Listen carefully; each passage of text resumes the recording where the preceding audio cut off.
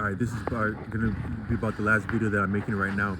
I wanted to say that as I'm making this video, I do 1099 work, so I had some ideas, and I paused for a moment to make this content, and that's actually a little bit, it can lend towards an insight right there, which is that a lot of people, like if you're from like a biblical background, you may have been told as a young person. I would imagine one of your first lessons in life, one of the first times that you took in an idea that was a little bit unsettling when you first heard it, and it was kind of like a little bit of a dark idea, and it never stopped being dark since you heard it that first time. It was unsettling. It didn't bring you peace the first time you heard it, and it was unsettling, and by and large over life it never stopped being that. You might have gotten over it or forgotten about it to different degrees, but it always stayed with you, and it was always just a very dark thing that was always with you since you heard that. And I would imagine that one of the first was when you heard the story of that human beings were tasked with work that is toil, that is labor, because of what happened in the garden.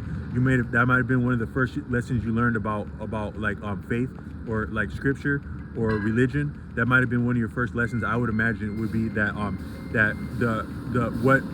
what transpired with Adam and Eve, and what came from that was that we were tasked with labor from that point. And so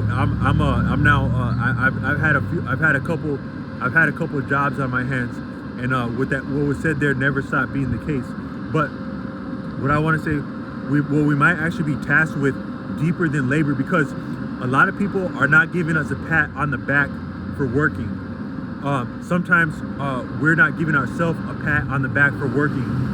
We're not necessarily better off for working, because sometimes people with less experience actually have more favor in life, but also in jobs. Sometimes they'd rather deal with someone who's new to working than someone who has a lot of experience. A lot of jobs are like that. So we're not getting favors for working. Sometimes we're not even getting money for working, because the working is the profit, if there had been any, it's really just taken from us as soon as we get it, with like either users or ostensibly debts and bills, or things that are advertised to us. So we're not necessarily getting ahead or anywhere in terms of resources or sustenance by working. But sometimes, like in the pandemic, so in the pandemic, people were actually stopped from working, so you can be obstructed for working. You still have the taxing rigors and the demands of what that scripture is referring to, but sometimes actually working is not viable or sustainable or possible. But that burden that it's referring to is.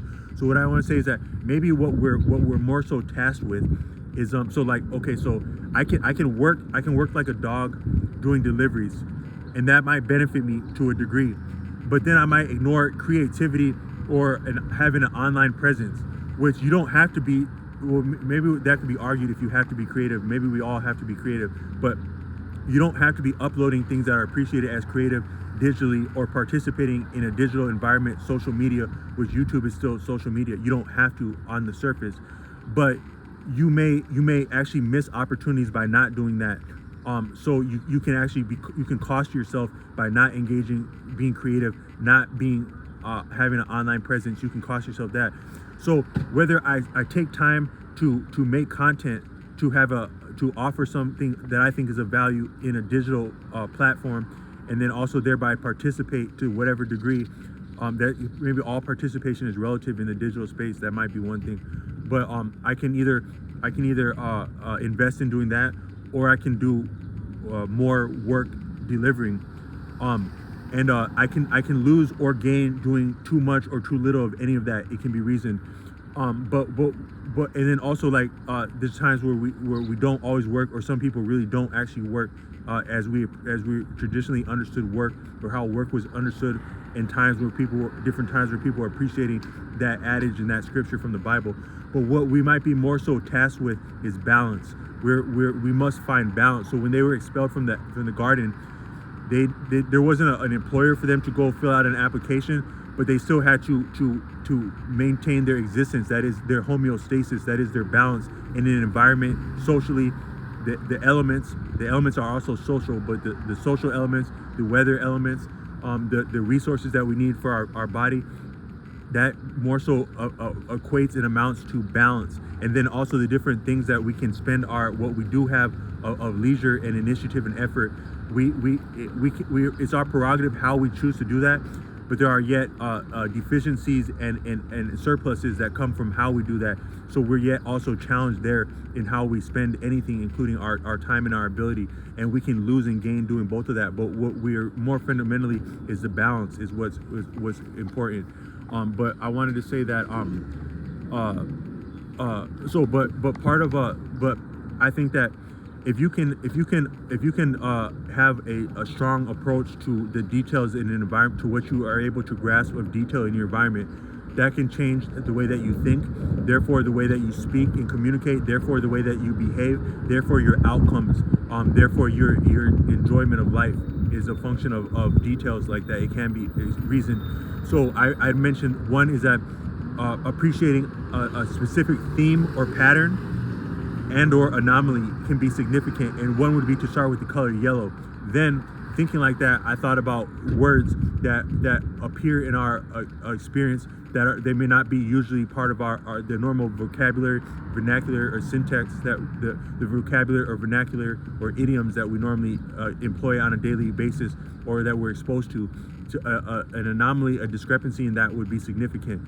Then if you combine that with as it appears in relationships that have meaning to you, and then in different relationships that have meaning to you, different experiences that have meaning to you, but either that word, that term, that vocabulary, or what it is referring to appears in both of those settings, that whatever correlation you can build between those people and experiences that have meaning to you, but also those themes no less than a word or what a word is referring to, goes a long way in making you more aware in general of a detail and environment, but also can give you insight and start to actually change the way that you think, and therefore that your mind is organized.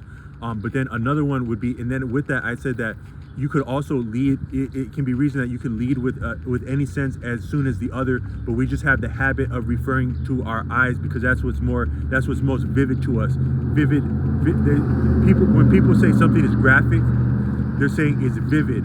So a lot of what's most vivid generally is visually, because that's how we've been trained. That's our habit, but it doesn't have to be the most vivid or the most profound.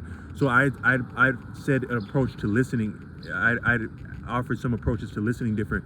Now I'm gonna attempt smelling. To what would it mean to lead with your sense of smell? So a lot of people you might not put together. So one is that when you think differently, now your mind is differently. They said that like a lot of us, we only use a fraction of our mind, but when you start to engage with anything, your mind is ready to be, it's more than ready to be opened in a different field or skill. So some of my facility with the guitar is from a small series of etudes. That's like a training practice that an outstanding guitar teacher in my area gave me personally. He trained me to do it in his own apartment. He trained me to do this very slowly, methodically. Within about half of one session, he gave me a technique, an etude. By me doing that with my fingers, it opened up a lot of skill with my fingers, and also with writing music and hearing music that he did not directly hand down to me, but by him handing me that etude, it did something with my mind in that it opened a channel. That'd probably be the best way to describe it. It opened a channel. And I think that we can also open channels there's no limit to the channels we can open, because there's no limit to the approaches that we can attempt. So one attempt would be to appreciate specific colors or just themes, and then reason upon the actual real reasoning of their employment and their placement in an environment is significant. Then we can lean into hearing. Another one is smell. So what I'm saying is that there may be a connection between imagination and smell that we wouldn't normally appreciate, but in doing so, it could bolster both our sense of smell and our imagination, and therefore the constitution of our mind and what can be accomplished with our mind and those senses from that point. So I want to say I'm offering that there may be a connection between imagination and smell, and some of what dogs are doing when they're smelling something out is they're actually using their imagination. It's how they're accessing their smell like that.